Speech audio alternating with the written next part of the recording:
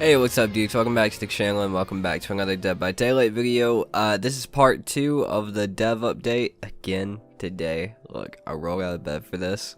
I'm tired again, so excuse tired boy me, but there's not a whole lot in this one. It's actually kind of disappointing compared to what we heard we were possibly going to have for this mid-chapter. So, let's go ahead and jump into it. So, first things first, Leatherface masks. For those of you who know, if you hooked a survivor, one of the original 4 survivors, or sacrificed them 25 times, I'm sorry, you would get their face to wear. This includes Claudette. Well, thanks to some racist assholes out there in the community, they are completely removing every face in the mid-chapter, so we no longer have that. And anyone who had played the cannibal by the release of the mid-chapter will be rewarded 6,000 shards, iridescent shards, to compensate for the removal. On this one, there's I understand to a point.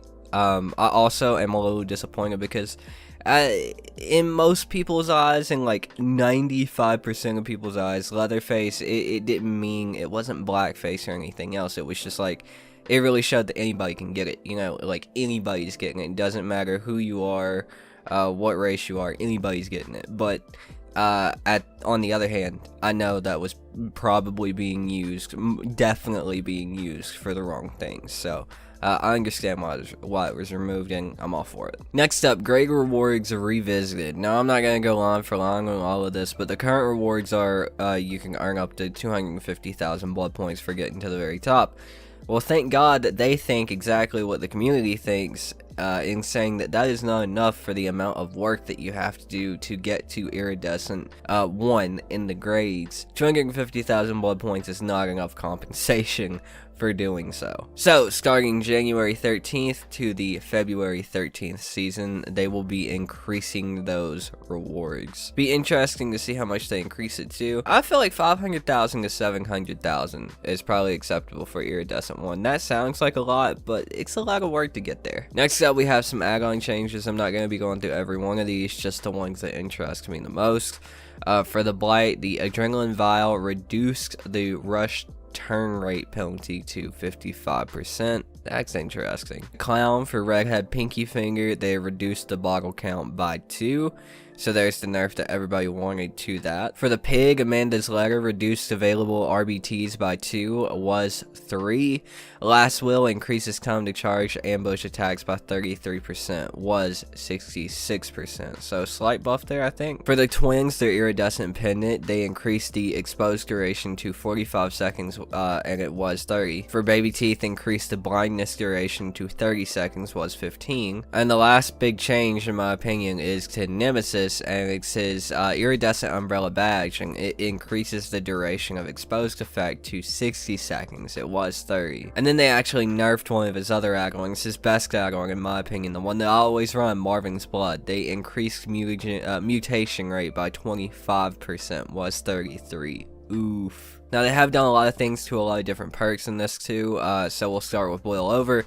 The effects of wiggling have been increased to 50, 75, and 100%, and if the killer drops from a height while carrying you, you instantly get 25% wiggle progress bonus. Holy crap. You start with 4 tokens now on Distortion. For Remember Me, whenever the Obsession loses a health state, you get a token. They've increased the gate opening speed on Wake Up to 15, 20, and 25%. For Gearhead, anytime a survivor loses a health state, the next time a survivor hits a great skill check, their aura will be revealed for 6, 8, 10 seconds, then it deactivates. Coup de Grace, they bumped up the launch increase to 70, 75, and 80%. For Furtive Chase, they're getting rid of the fact if the Obsession dies, then you don't have a perk the rest of the max, so they're getting rid of that, so you'll no longer lose your tokens if the Obsession dies. And Dead Man Switch, I'm actually really interested in this. The Obsession condition of the perk has been removed as well, so it's gone.